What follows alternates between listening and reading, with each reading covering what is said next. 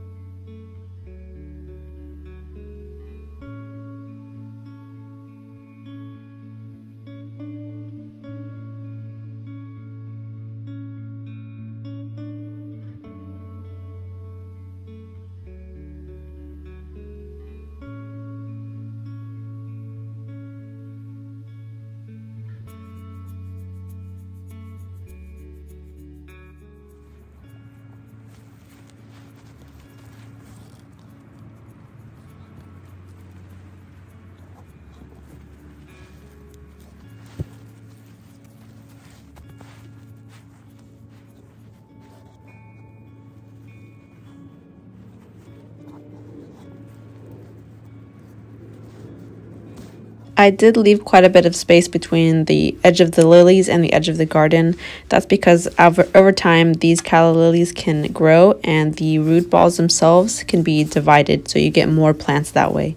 Also, you want to be careful and conscious of the space that the plants will weep over. You don't want it to go into your yard area also. And there we have it. I'm gonna go ahead and clean all of this stuff up, put some new mulch over it, and give it a good watering. And it should be good from here.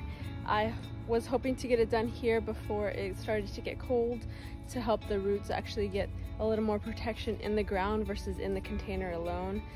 So hopefully in spring we'll see some more blooms. As we saw here, they were blooming really great in the summer, and I actually saw them in the lows until I saw them in the sale racks marked half off. When you see that black line, that means half off or some sort of sale is applied to it, is when I decided, okay, I want to get some calla lilies in my garden. I found a new spot. I'm going to move the Russian sage elsewhere to still get the utilization from that plant, because it is beautiful once it gets the area that it needs, which is full sun. It gets full of these purple blooms and long stems.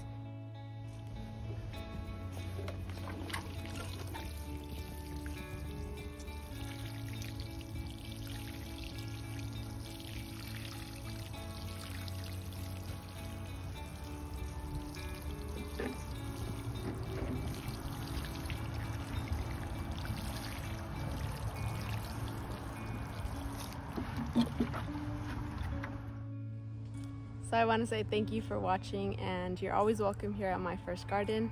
I will keep you posted on these calla lilies. Have a great day.